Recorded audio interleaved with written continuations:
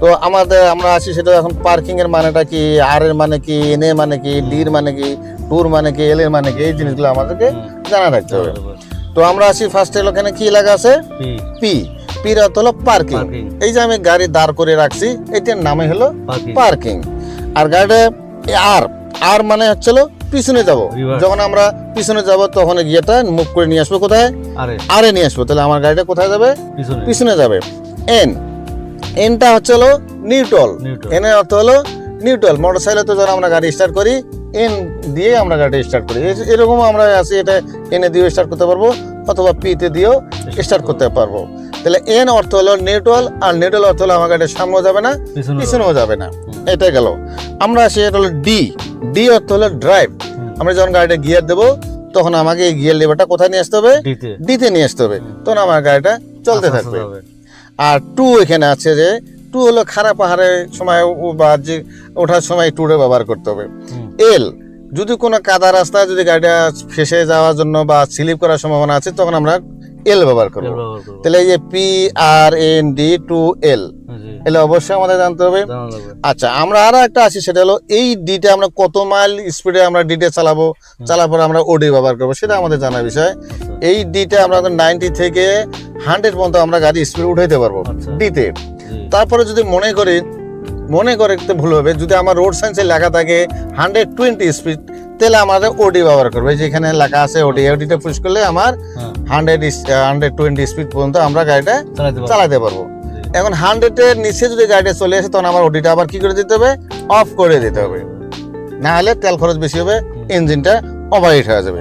তাহলে আমাদের এই জিনিসগুলো অবশ্যই জানতে হবে। পি এর মানে হলো পার্কিং, আর এ অর্থ পিছনে যাওয়া, এন এ অর্থ নিউট্রাল, ডি অর্থ ড্রাইভ, টু হলো অতিরিক্ত শক্তি, এল হলো কাদা রাস্তায় যদি কোনো ফেসে যাওয়ার সম্ভাবনা থাকে সেই ক্ষেত্রে আমরা এলটা ব্যবহার করব। জি স্যার, বুঝতে পারছি স্যার। বোঝা গেছে? জি স্যার, বুঝতে পারছি। হ্যাঁ, আচ্ছা, আমি যেগুলা এখানে বুঝাইলাম যে কন্ট্রোলিং সিস্টেম কত প্রকার, এগুলো কি বুঝতে পারছো? জি স্যার, এগুলো মোটামুটি স্যার বুঝছি স্যার। আর হয়তো প্রথম দিন আজকে তো একটু মনে নাও থাকতে পারে, কোনো ভয়ের কোনো কারণ নাই। আমার কাছে এক্সট্রা ব্রেক আছে, নতুন অবস্থায় 3-4টা দিন একটু ভয় ভীতি লাগবে, তো ভয়ের কোনো কারণ নাই, ইনশাল্লাহ আস্তে আস্তে হয়ে যাবে। তো আমরা এখন গাড়িটা স্টার্ট করি। ডাইনে গাড়িটা স্টার্ট দাও। এই স্টার্ট দেওয়ার পরে আমাদের এখানে ইগনিশন সুইচ আসবে। হ্যাঁ, ডাইনে আরেকটা মুসুর দিলে গাড়ি স্টার্ট হবে। দাও, স্টার্ট দাও, ব্যাস হয়ে গেছে। স্টার্ট হচ্ছে, হাতটা ছেড়ে দিতে হবে, না হলে সেলফটা কি হয়ে যাবে, পুড়ে যাবে। আমাদের গাড়িটা স্টার্ট হয়ে গেছে। তো আমরা এখন সামনে মুভ করতে পারি। দরজাটা লাগিয়ে দাও, দরজাটা লাগিয়ে দাও, ব্যাস। এখন দ্বিতীয় আছে, আমরা আসি সেটা গাড়িটা যখন আমরা গাড়িটা চালাবো সেক্ষেত্রে আমাদের করণীয়টা কি। গাড়িটা চালাতে গেলে প্রথমে আমরা যে ম্যানুয়াল গিয়ার গাড়ি আমরা কি করি, ক্লাস করে গিয়ার দিই, আর অটোমেটিকে ব্রেক করে গিয়ার দিতে হবে। কি করে? ব্রেক করে গিয়ার দিতে হবে।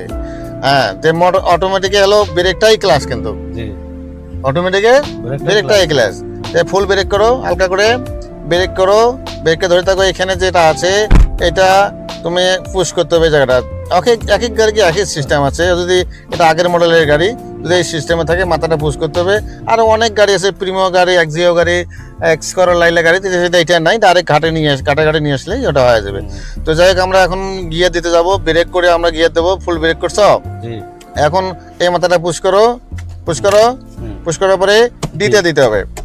হ্যাঁ, এখন আমাদের কি বলছে, এই দেখো এখানে কি আছে দেখা যায়, ডি মানে কি, ড্রাইভ। আমাদের গাড়ি কিন্তু গিয়ারে পড়ে গেছে।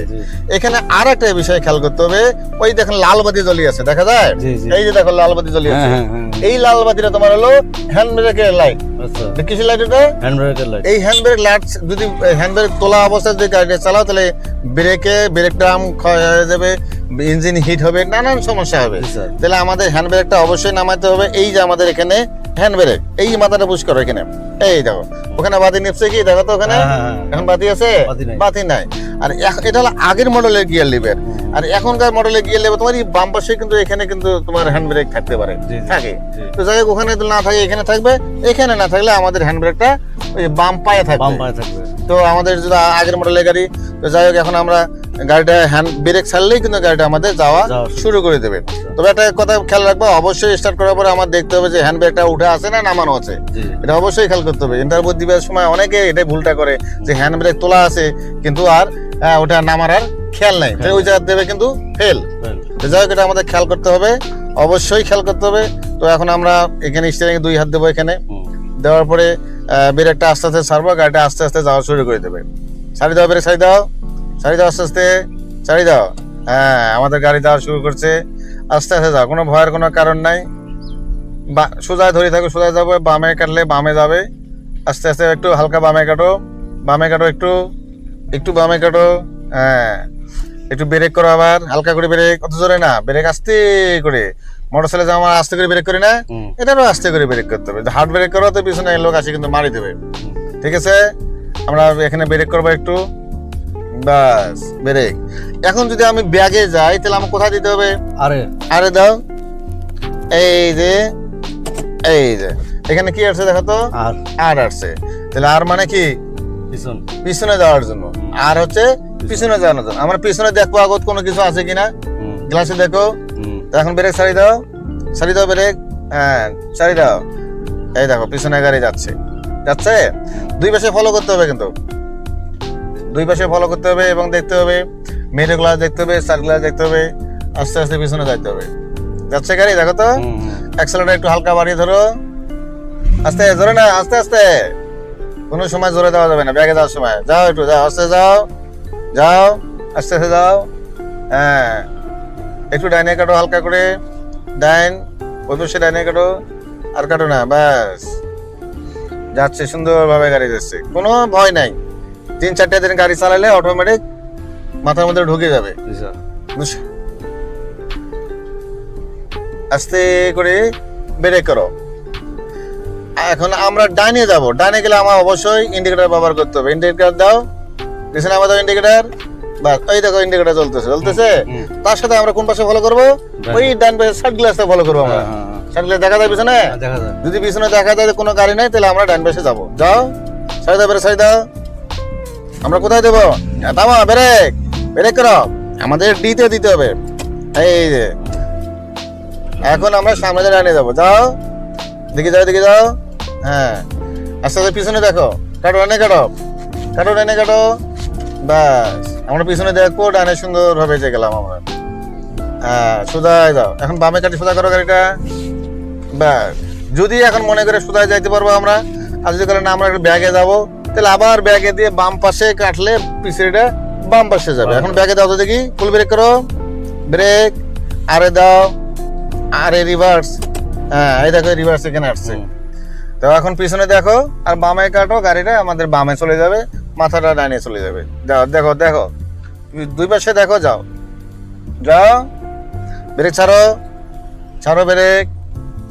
বামে দেখো একটু, বামে কাটো একটু, বামে কাটো বেশি করে, বেশি করে কাটো, বামে কাটতে থাকো, কাটো আরো, কাটো। অ্যাক্সেলারেটর আবার আস্তে করে, আস্তে আস্তে আস্তে আস্তে আস্তে আস্তে। হ্যাঁ, যাও, যাক যাক, আরো যাক, যাবা, আস্তে আস্তে, জোরে জোরে না, আস্তে। হ্যাঁ, বাস। আমরা এখন সামনে যাবো। সামনে গেলে কি করতে হবে? ডিতে দিতে হবে, এই যে এখানে ডাবা দিতে হবে। এখন যাও, চাকা সোজা করো, ডানে গেলি সোজা করো, সোজা করো, যাও, সোজা চলে যাও। হ্যাঁ, 3-4 দিন গাড়ি চালালে কোনো সমস্যা নেই, সব ঠিক হয়ে যাবে। 3-4টা দিন একটু ভয় ভীতি লাগবে, সোজায় চলে যাও। যাও, স্কুলের নাম আসতে, জোরে জোরে না, আস্তে আস্তে আস্তে আস্তে যাও। চলো, অত কাটাকাটি করা লাগবে না, সোজা এইভাবে ধরে রাখো, এই যে ব্যাস। বুঝতেছো কি আমার কথা? বোঝা যাচ্ছে? কোনো ভয় টয় লাগতেছে তো? ভয় নাই। আচ্ছা, আর প্রথম দিন তো স্যার, হ্যাঁ হ্যাঁ, 2টা দিন চালাইলে ঠিক আছে। হ্যাঁ, 2-4 দিন লাগবে আর কি, তারপরে কোনো ঠিক আছে। যাই হোক, আমি সৌদি আরবে ছিলাম 5 বছর, দুবাইতে ছিলাম, কাতারে ছিলাম। আমার বাইরের দেশের অভিজ্ঞতা আছে। আমার কাছে যারা গাড়ি চালা শেখে তারা বাইরে গেলে তাড়াতাড়ি লাইসেন্সে পাবে। গাড়ি চালালে হবে না, গাড়ি চালার অনেক নিয়ম কানুন আছে বাবা। আমাদের বাংলাদেশের ড্রাইভাররা তো হাতুড়ে ড্রাইভার, এলা তো নিয়ম কানুন, ট্রাফিক সাইন, রোড সাইন গুলো কিছুই জানে না, যার ফলে প্রতিনিয়ত ঘটনাগুলো ঘটতেছে।